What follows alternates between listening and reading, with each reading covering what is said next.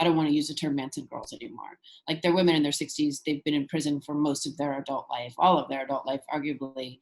They're not his, and they're definitely not girls. And like, so let's just stop that. And they were all like, oh, Jesus, we got a live one. But I was like, for real, can we stop fucking calling them that? It's hard to get the term Manson Girl out of your vocabulary because it's so widely used. But it's really emblematic of the blatant misogyny around how the women involved in the Manson murders have been portrayed over the last half century. Right from early news reports, Susan Atkins, Leslie Van Houten and Patricia Krenwinkel were never treated like Manson despite being tried alongside him. The focus quickly turned to what they looked like, what they wore, the ribbons in their hair. Constance Grady wrote about the treatment of these women for Vox.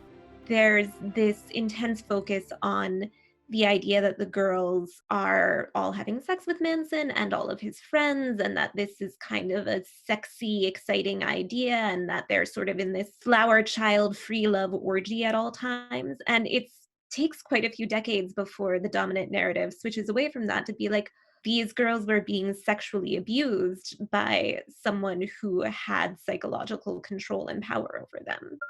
Charlie Says is a film that at least brings some autonomy back to the women that killed for Manson. Starring Matt Smith as Charlie, it was written by Guinevere Turner, who is probably most well known for American Psycho. Look at that subtle off-white coloring. The tasteful thickness of it. Oh my God. It even has a watermark. She was approached by the producers to write a screenplay about the Manson Girls and was intrigued by the challenge. Like, everybody knows about, the orgies and the music and the acid, and then everybody knows about the trials and the shaved heads and the theatrics of all of that. And then people kept talking about Manson and kept visiting him in prison, like, because that man would do an interview, to a toothpick. And then nobody ever talked about these women again. And I was like, what the fuck is that? But this was part of the problem. So much was known about Manson and the Manson family that Guinevere was struggling to come up with something fresh. Then she found Carleen Faith. You can't imagine this day when I started reading her book and I was like, like, I have a story to tell. There's an untold story here. Like, I have a revelation that is feminist, that is complex. Charlie Says tells the story of Carleen Faith, a feminist criminologist who co-founded the Santa Cruz Women's Prison Project, from which she would start teaching Leslie, Susan and Patricia whilst they were incarcerated. She first met the women in 1972, right when second wave feminism was reaching its peak.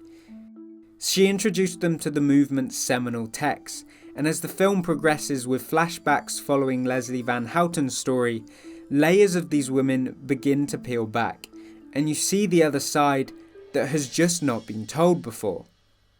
Sharon Tate was the last to get murdered, and she was begging and pleading with Susan Atkins not to kill her. And Susan Atkins said she looked at her in the eyes and she said, "Look, bitch, I don't care about you or your baby. You're gonna die and you better be ready for it, and I don't feel a thing about it." These women committed horrific acts of violence and no one is trying to apologise for them. But what this film does is balance the fact that they too were victims of Charles Manson. Guinevere says that this balancing act was never not on her mind whilst writing. So I would ask myself several questions. Number one, if it was up to me, if they were paroled, would I parole them? To which I say, absolutely. So that I would ask myself, if it was my sister, would I feel like, of course, they should be paroled? And I would say, on the one hand, I want to say yes. There's my ideal self, and then there's the person who can imagine random crazy people stabbing my sister, and then I'd be like, no, I'll fucking stab them myself. Like, let them rot in hell. Like, there's, those are two sides that I was always balancing. Charlie Says was, of course, not the only film in 2019 to feature Charles Manson. Whoa. Here I come. Anybody order fried sauerkraut?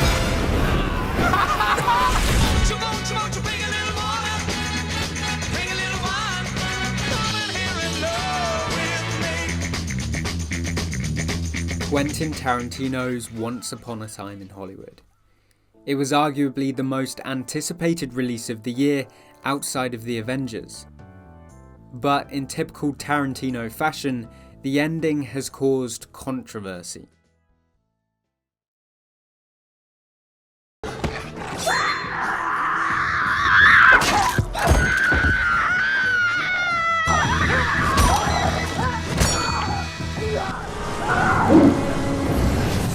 Tarantino rewrote history by brutally murdering the killers of Sharon Tate before they ever get a chance to reach her. The intention of this was to give back the actress the life that she had lost.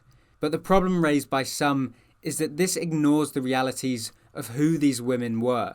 There was just so much, I don't even know what to call it, sort of spectacularizing thrill at seeing these these kind of hippie girls get what was coming to them. It's obviously a mission of mine to try to call attention to the fact that by and large, the women in the Manson family were young women who had come from really vulnerable, difficult, family of origin situations. And I don't know why as a culture we just stop being sympathetic to them. They obviously did some horrible things, but this weird inability to kind of have any empathy for the women who got involved with him is something I'm still trying to sort out. Jeffrey Melnick is a cultural historian who's written about the women who killed for Manson as well as the man himself.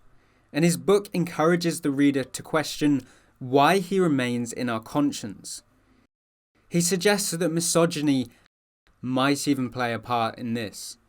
It's like quasi-porn, it's like these available women, this pervy appeal of watching women being dominated. People like Jeffrey Melnick, Guinevere Turner, and the late Carleen Faith have been trying to stamp out misogynistic portrayals of these women. But whether their work will have an effect on the way we talk about Manson is yet to be seen.